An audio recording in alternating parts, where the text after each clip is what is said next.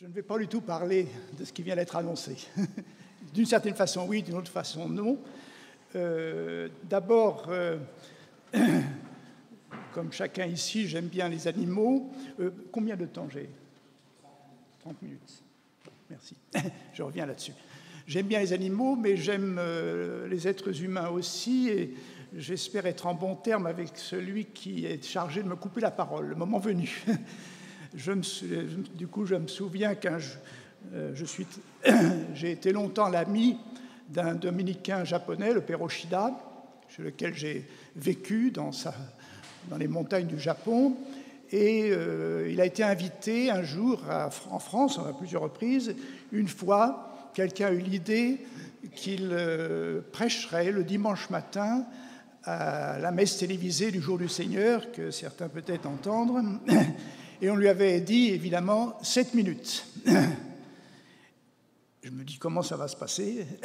Tout était bien monté.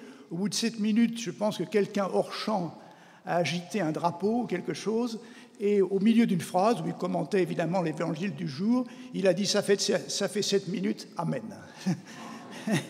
Eh bien, je pense que ça sera un peu comme ça maintenant, donc je vous invite courageusement à m'interrompre, parce que je ne suis pas du tout, comme mes prédécesseurs, quelqu'un qui fait des conférences où en général on me donne une journée, voire une semaine, donc on est assez mal parti.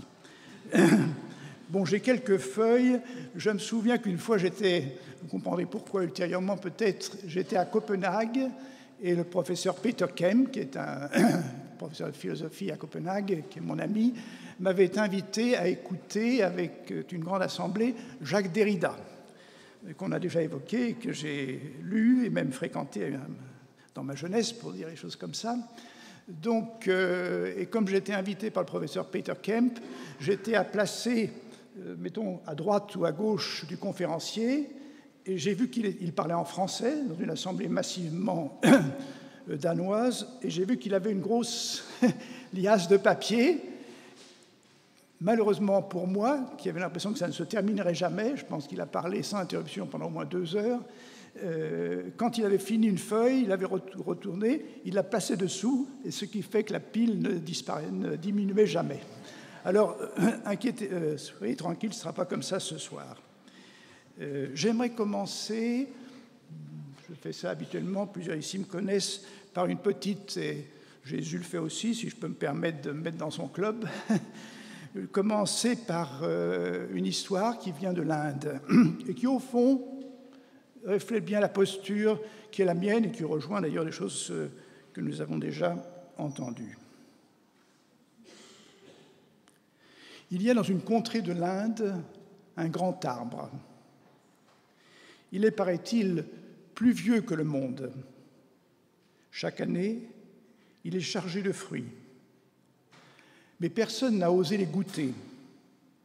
L'arbre a 2 branches, et chacun sait qu'une des branches porte des fruits empoisonnés, mais personne ne peut dire quelle est cette branche.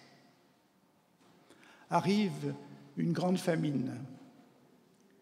Les gens du village se concertent. L'arbre pourrait nous nourrir tous. Comment arriver à détecter la bonne branche? Alors c'est une histoire comme ça, hein. Un homme qui n'a plus qu'une journée à vivre, on ne dit pas comment il le sait, un homme qui n'a plus qu'une journée à vivre se lève et s'en va cueillir un fruit sur la branche de droite et le mange sur le champ. Il reste bien droit sur ses jambes. Tout le monde se précipite sur la branche de droite, et chaque habitant se trouve ainsi rassasié. Le soir, le conseil du village se réunit. Le moment est grave.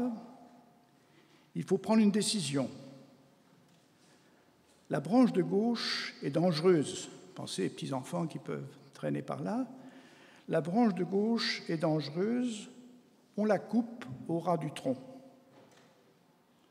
Le lendemain matin, les femmes et les hommes du village viennent chercher leur nourriture. L'arbre est mort pendant la nuit et tous les fruits sont au sol. sans commentaire.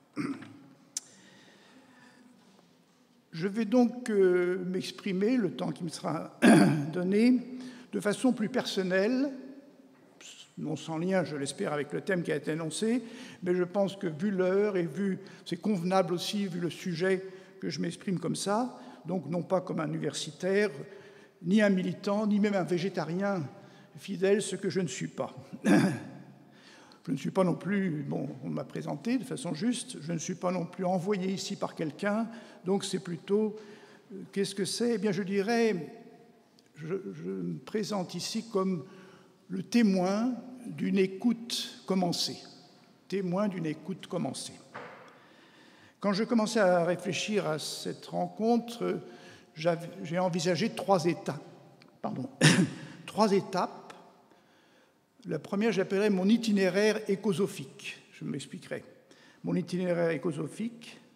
Deuxième étape, l'arrivée tardive des animaux dans ma vie. Et troisième étape, quelques apports de Laudato Si, donc la lettre du pape François. Je n'aurai évidemment pas le temps de parcourir ces trois étapes. Quant à Laudato Si, j'ai cherché, pour préparer cela, dans un index, vous savez, des thèmes, et je n'ai pas, il y avait 150 entrées, il n'y avait pas le mot animaux. Ça m'étonnait quand même. Heureusement, j'ai trouvé sur un blog d'un prêtre une liste des numéros, des paragraphes de Laudato Si sur le thème de l'animal. J'avais pensé les lire à haute voix dans la troisième partie, mais je crois que ce n'est pas réaliste. Mais si quelqu'un, par contre, est intéressé, je peux vous indiquer la façon de vous les procurer. Ce n'est pas par hasard que j'évoque Laudato Si, parce que la parution, donc peut-être que tout le monde ne connaît pas, je vais l'appeler comme ça au début, puis après j'en parlerai plus, c'est donc la lettre que le pape François a publiée sur les questions qui nous préoccupent ici, il y a un peu plus il y a 1 an et demi maintenant. Donc, Laudato Si, ce sont les premiers mots du chant du cantique de François d'Assise en italien ou vieil italien, quelque chose comme ça. Cette parution était annoncée, le pape souhaitait publier un texte avant la réunion de la COP21, ce qu'il a fait donc 6 mois auparavant. J'étais à l'étranger, en Scandinavie, comme j'y suis souvent. Dès mon retour en France, donc j'ai vu que la lettre était parue, il n'y avait rien dans la presse scandinave, ça ne m'étonnait pas. Je me suis procuré le texte pour en faire rapidement une première lecture. Et ma première action, que j'ai partagée à droite à gauche, je la partage aussi ici, a été celle-ci, une méditation intérieure. Cela faisait 40 ans que j'attendais cela. Cela faisait 40 ans que j'attendais cela. Et cette réaction perdure. Quand je dis cela, c'est-à-dire une parole comme celle-là, dans mon Église. Je le dis d'autant plus que j'étais conscient et reconnaissant, je tiens à le dire ici, dans ce lieu, dans cette assemblée, conscient et reconnaissant de ce que nos frères protestants, surtout autour du Conseil œcuménique de l'Église, et plus particulièrement ici à Strasbourg, on n'a pas évoqué, c'est l'œuvre de Gérard Sigwald, donc nos frères protestants d'un côté, et ensuite, mais d'une certaine façon encore plus, les orthodoxes autour du patriarche Bartholomée, que le pape cite d'ailleurs abondamment dans l'encyclique. Eh bien, les chrétiens protestants et orthodoxes nous avaient devancés, et je regrettais que la parole catholique soit si faible. Donc, grande joie. Et comme je l'ai dit, donc, ce mouvement intérieur, cela faisait 40 ans que j'attendais cela. Alors, c'est une façon le moment est venu de dire un peu pourquoi 40 ans. 40 ans, je ne garantis pas les chiffres. J'ai appelé ça mon itinéraire écosophique. De quoi s'agit-il? En 1971, donc je suis membre de l'ordre dominicain, dont notre couvent n'est pas très loin d'ici. En 1971, j'avais achevé mes 2 grandes formations. Les 22 premières années de ma vie, ce qui montre que je ne suis pas très qualifié pour parler des animaux, les 22 premières années de la vie, je les ai passées en plein Paris, mis à part vacances et séjours à la campagne. J'avais pensé parler de ça, mais on ne peut possible. Et à la fin de cette période, donc qui s'est achevée autour de 62-63, j'ai achevé mes études d'ingénieur où j'étais spécialisé dans l'énergie nucléaire. À ce moment-là, je ne peux pas ici raconter pourquoi et comment, évidemment, je suis entré au noviciat des Dominicains et de 64 à 71, j'ai reçu ma formation dominicaine qui s'est achevée à l'été 71. À ce moment-là, dans le cadre de nos activités et avec plus que mon consentement, j'ai été envoyé en Suède où j'ai vécu en 2 séjours, en tout 25 ans. Ce qui explique parfois que je ne suis pas tout à fait au clair sur les débats qui se sont déroulés ici dans notre pays. Quand j'étais en route donc, vers la Suède, c'est une décision qui s'est prise assez rapidement, sans grande préparation, j'avais 2 attentes assez vagues. L'une, évidemment, nous sommes en 71, c'était vraiment la société la plus avancée du monde, donc rencontrer cette société, la plus avancée, la plus sécularisée aussi, évidemment je l'ai rencontrée pendant de nombreuses années, et d'autre part, rencontrer pour moi comme catholique, évidemment, l'expérience de la Réforme, 4 siècles, on va bientôt fêter une période encore plus longue, 4 siècles de Réforme, c'est-à-dire une toute autre culture chrétienne que la mienne. Tout ceci, je l'ai rencontré, ce n'est pas lieu d'en parler, mais 2 rencontres importantes pour mon existence sont venues à moi. L'une, je n'en parlerai pas ce soir, sauf éventuellement s'il y a des questions. J'ai rejoint, pas comme ça du jour au lendemain, j'ai rejoint la méditation bouddhiste, la méditation dans l'esprit du zen. Donc, depuis cette époque-là, je consacre, et certains ici sont présents qui cheminent avec moi, je consacre une partie importante de mon temps à la pratique de la méditation dans l'esprit du zen, où les questions qui nous préoccupent ici ne sont pas absentes, mais je ne peux pas en parler. Ceci m'a conduit, entre autres, à 2 reprises au Japon. Mais l'autre rencontre, c'est la rencontre de l'écologie. J'arrive donc l'été 71, je venais de France, dans le contexte que j'ai rapidement évoqué, et je découvre, dès que je comprends un peu la langue, il a fallu bien sûr l'apprendre, en lisant la presse, en échangeant avec les personnes, peu à peu en entrant dans tel ou tel groupe, je découvre des pays scandinaves avec une nature magnifique. La Suède est presque aussi grande que la France et on n'est que 9 millions. Vous voyez, il y a plus d'arbres que d'hommes, beaucoup de nature sauvage, mais une nature aussi menacée. Et je découvre que la population suédoise, on pourrait le dire aussi de la Norvège, que je connais aussi bien, est inquiète et qu'il y a un souci écologique dont je n'avais jamais entendu parler en France avant de quitter ce pays à l'été 71. Peu à peu, j'entre dans des groupes, je lis les journaux, je constate qu'effectivement, il y a un souci, il y a des réflexions que la population suédoise, le milieu, est 20 ou 30 ans en avance sur nous. Je remarquais d'ailleurs, je revenais quand même de temps en temps en vacances, je racontais ce que j'avais découvert et que ça n'intéressait quasiment personne dans ce pays où nous sommes. Mais bon, je me suis approché de ces milieux-là et à ce moment-là, en l'été 75, j'ai été informé qu'un certain Arne Næss, pour ceux qui ne connaissent pas le nom, je l'épelle, si vous écrivez, le prénom Arne, A-R-N-E, et le nom de famille Næss, N-A-E-2-S. Donc Arne Næss, fondateur de l'écosophie, allait venir dans la région où j'habitais et qu'on pouvait suivre une session donnée par lui. Je m'y suis rendu et c'était évidemment très intéressant. Après avoir pris sa retraite à l'université professeur de philosophie à l'université d'Oslo, il avait fondé, donc de l'initiative, pas tout seul évidemment, d'un nouveau courant philosophique, c'est une branche de la philosophie, auquel, dans un premier temps, il a donné le nom de écosophie, c'est-à-dire philosophie de l'écologie, mais finalement c'est devenu écosophie, qui est un mot très beau, éco, oikos, la maison, sophie, la sagesse, donc sagesse de la maison. Et c'est une des raisons de ma joie en lisant le pape, c'est qu'il parle aussi de la maison commune, c'est-à-dire que bien après, dans un autre langage, il a rejoint cette préoccupation de l'écosophie, c'est-à-dire de la sagesse de la maison. Cette écosophie s'appelle habituellement, parce que le mot n'est peut-être pas assez transparent, je ne sais pas, souvent donc en anglais deep ecology ou écologie profonde. J'ai donc suivi cette session et je me suis d'emblée trouvé devant une réflexion profonde, neuve,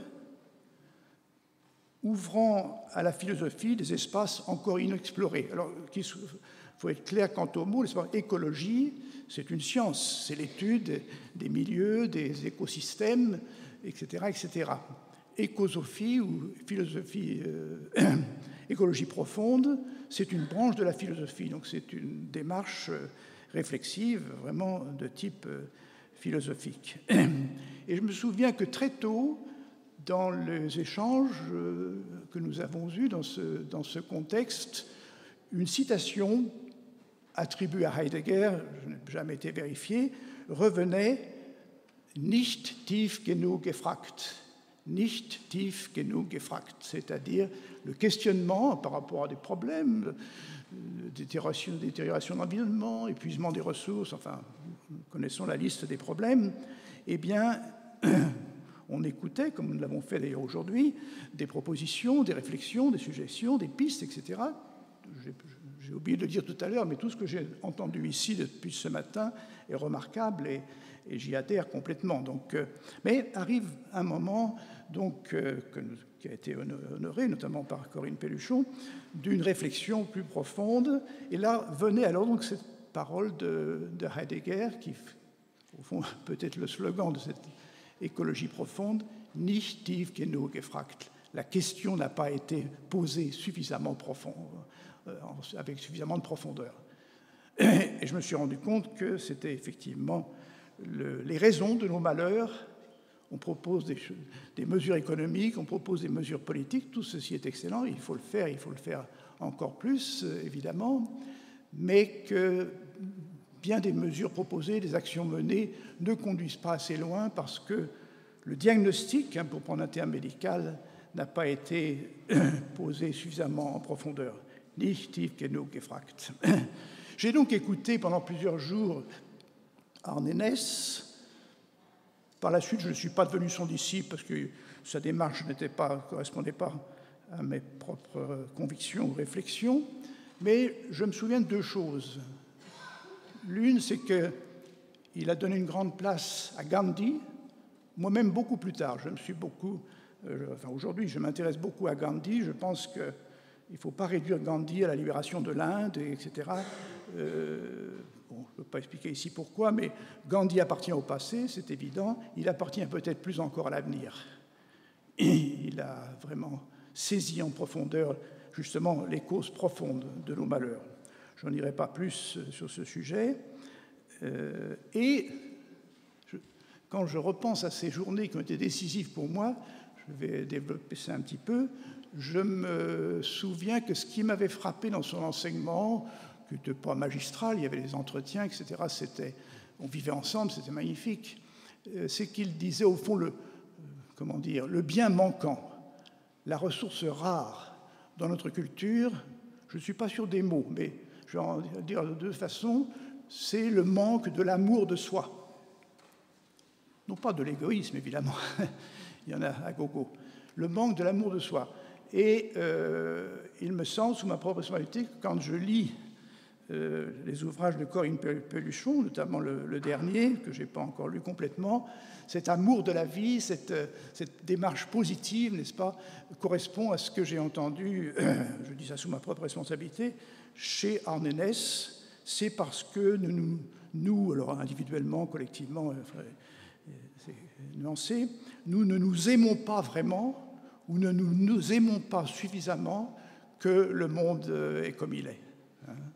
Donc, ce qu'il faut, c'est réveiller la véritable adhésion à la vie, le véritable amour de la vie.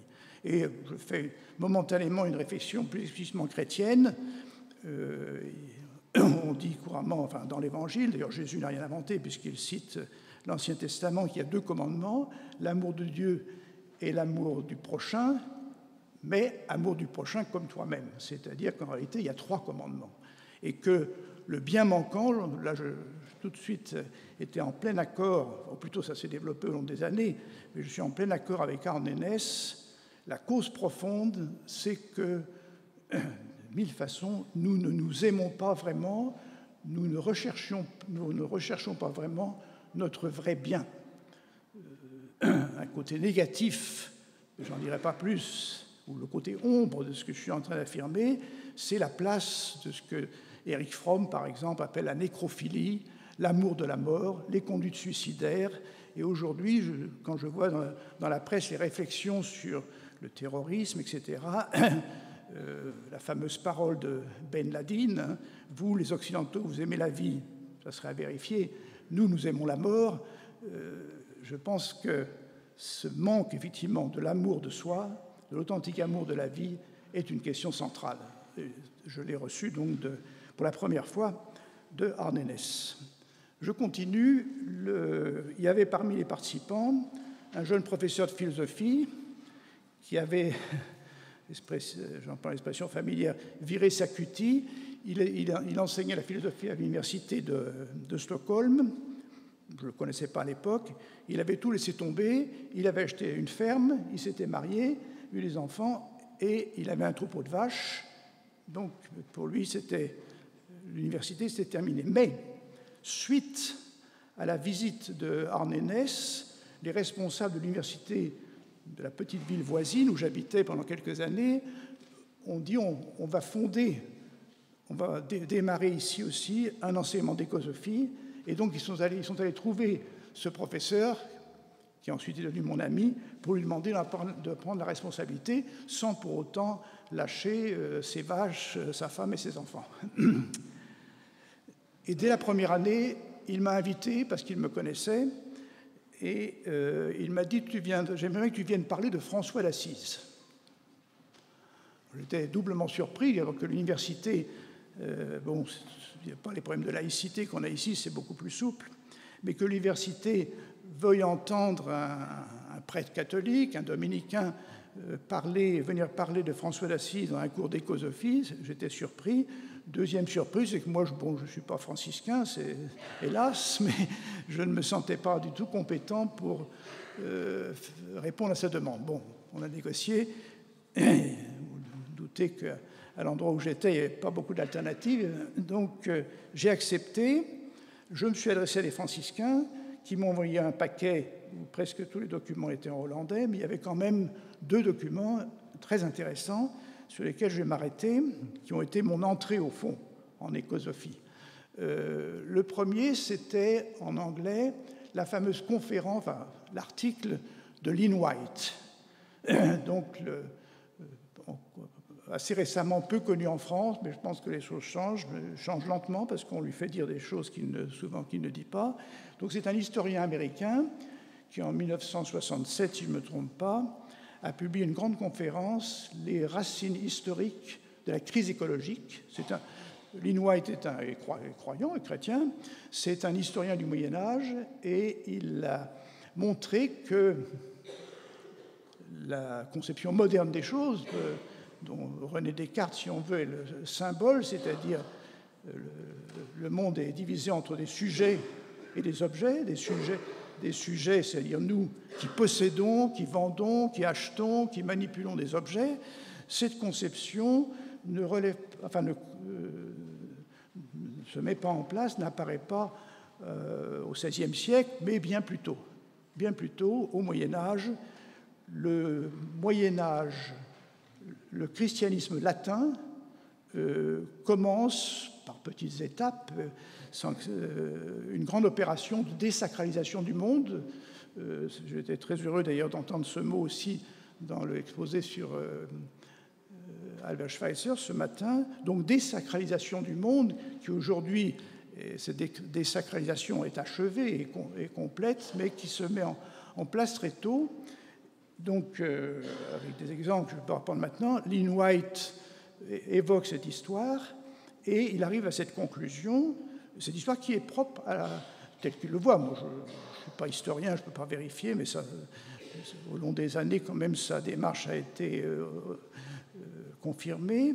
Ce Moyen-Âge latin, donc l'Europe occidentale, etc., va dans cette direction, alors que le christianisme oriental, grec et russe, ne va pas du tout dans ces directions, sans parler, bien sûr, des univers qui n'ont rien à voir avec le christianisme.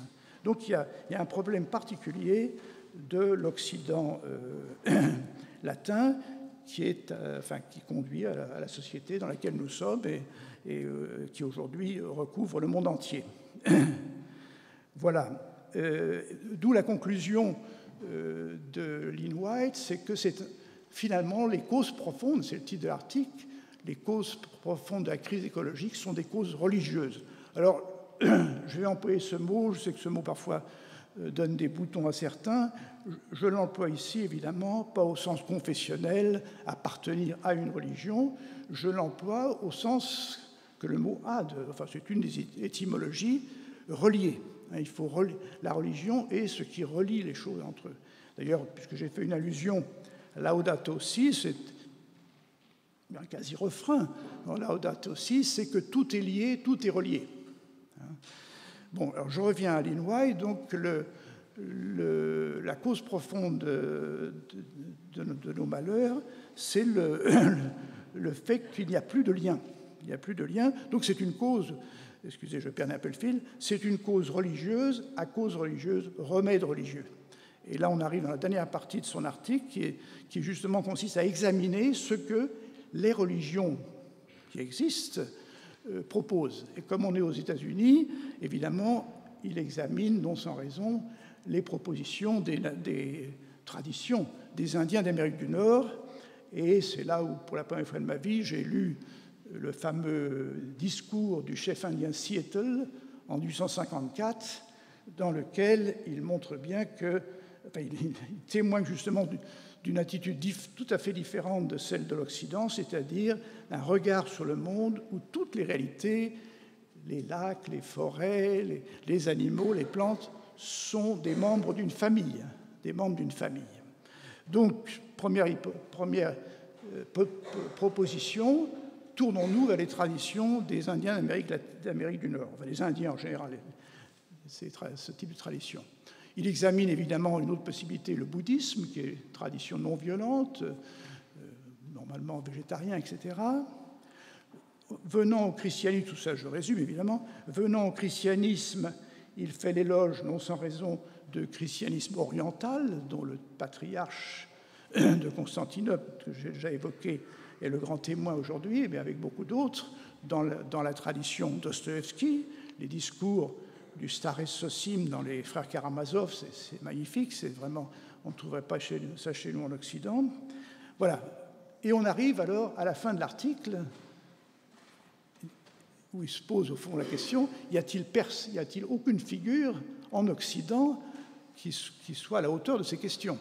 Et c'est là que tombe la fameuse phrase « Faisons de François d'Assise le patron of the ecologists », le patron des écologistes, phrase qui a été reprise notamment par Jean-Paul II, pas tout à fait de la même façon d'ailleurs, et par d'autres. Donc j'ai lu ce texte, et à ce moment-là, j'ai compris pourquoi on m'avait invité à l'université, parce qu'on voulait entendre François d'Assise, aussi bien pour le professeur que pour l'étudiant, c'était un inconnu. On savait que dans la ville, il y avait quelqu'un qui éventuellement était capable d'en parler. C'est comme ça que j'étais invité. Et 30 ans après, je continuais, en ayant naturellement, entre-temps, élargi mon champ d'observation et d'enseignement, et aussi évoqué d'autres traditions. Mais voilà comment François d'Assise est entré dans ma vie. Alors, toujours dans les documents qui m'ont été envoyés, il y avait non seulement donc cette conférence que je viens d'évoquer, et d'autre part, il y avait un livre, en français de Merci, d'un franciscain dont certains peuvent peut-être connaître le nom, qui longtemps a vécu au collège de Phalsbourg. Je l'ai rencontré encore là il y a quelques années. Ce franciscain qui vient de mourir, Éloi Leclerc, même famille, entre parenthèses, que les fameux magasins. ce franciscain a écrit beaucoup de livres, et il a écrit un très gros livre qui est un commentaire du Cantique des créatures de François d'Assise. Je pense aux gros livres, pas aux petits résumés qui ont été publiés par la suite. J'ai lu ce livre et j'ai vu que le fameux Cantique des créatures, au Cantique du Soleil de François d'Assise, n'était pas du tout un petit texte de poésie pour les jours où on a du vague à l'âme ou je ne sais quoi. Donc c'était fondé, enraciné dans la biographie détaillée et précise de François d'Assise et des questions, des problèmes de l'époque, etc., etc. Quelqu'un qui était bien équipé, comme Éloi Leclerc, pour comprendre les enjeux de ce poème, de ce Cantique des créatures, pouvait montrer que c'était vraiment un texte écosophique fondamental. Pour moi, aujourd'hui, dans ma méditation personnelle et parfois mon enseignement, il y a deux grands textes à cet endroit. Il y a le discours du chef Seattle, qui, vous vous en souvenez peut-être, refuse, dit comment pourrais-je vendre ma terre au président de Washington? La question, lui, n'a pas de place dans son esprit. Donc le discours du chef Seattle d'un côté, et de l'autre côté, le Cantique des créatures de François d'Assise, les deux, chacun à sa façon, employant le même vocabulaire, c'est-à-dire parlant de tout dans la création, bien sûr le soleil, la lune, la pluie, mais aussi dans la vie de François d'Assise ou dans le texte de Seattle, les animaux, tous sont des frères et des sœurs. Et là, c'est bien, je vais m'arrêter là d'ailleurs. C'est donc, si vous voulez, grâce à ces invitations, j'ai vu qu'il y avait effectivement un remède. C'était la graine, le point de départ. Pour moi, c'est 30 ans passés depuis. Vous voyez que, j'espère que ça a porté du fruit dans ma vie de mille façons. Mais en tout cas, là, j'avais là deux témoignages, de postures, on peut dire, pour moi un mot fort, celle de Seattle et celle de François d'Assise, de personnes qui considèrent l'ensemble de l'univers comme une fraternité des frères et des sœurs. Il n'y a plus d'objet. Alors, comme Lynn White le remarque à la fin de son article, François d'Assise n'a pas eu beaucoup de disciples dans l'histoire jusqu'à ce jour. Mais ça ne veut pas dire que son enseignement, sa position, son témoignage sont invalides, d'où, je termine là où j'ai commencé, d'où ma joie quand j'ai lu Laudato Si, et j'ai pu me dire intérieurement d'abord, ça fait 40 ans que j'attendais ça, enfin quelqu'un, à savoir le pape François, il n'en a pas le monopole évidemment, enfin quelqu'un reprend ça et montre que c'est à la hauteur des défis d'aujourd'hui. Voilà, je pense que... Merci beaucoup.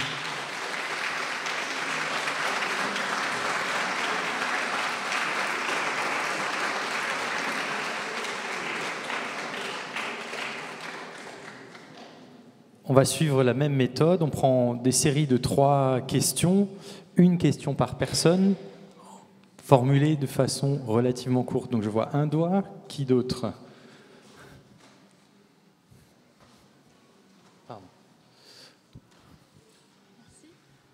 Merci. Non, vous parliez de désacralisation du monde, donc ce qui, selon Lynn White, est donc ancré au Moyen-Âge. Voilà.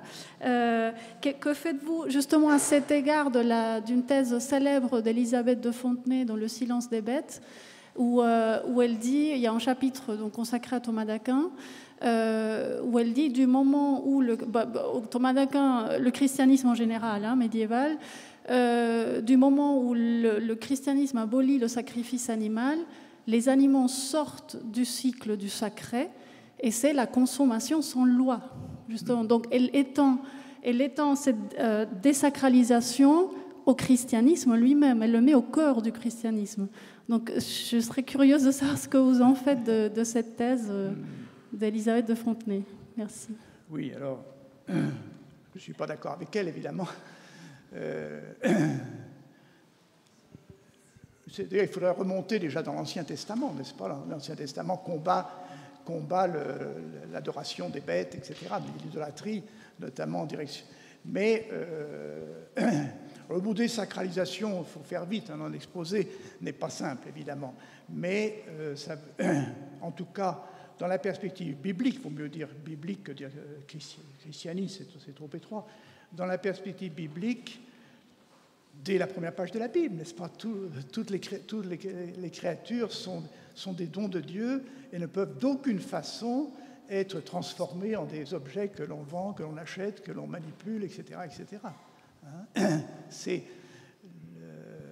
Oui, à mon avis, ça suffit. Donc elle a raison.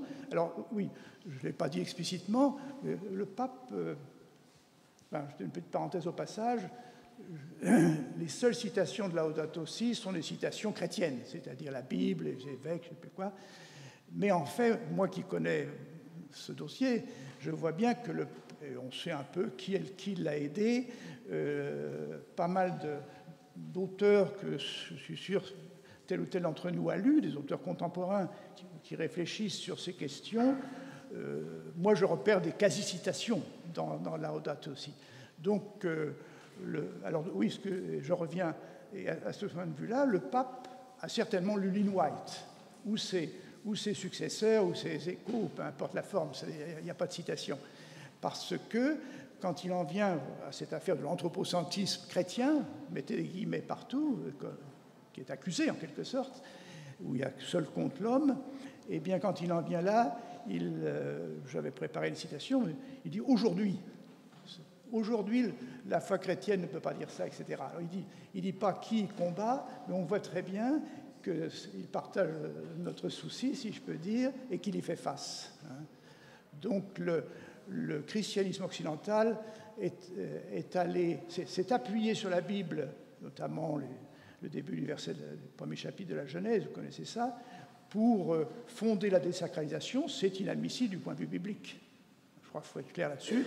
Et de ce point de vue-là, justement, Laudato Si, à mon avis, rien n'est parfait, mais remet les choses en place. Mais moi, j'ai entendu, quand je dis mon soulagement qui m'a fait dire, ça fait 40 ans que j'attendais ça, c'est que j'ai entendu encore, il y a 2 ou 3 ans, des évêques parler de l'homme, sommet de la création, etc.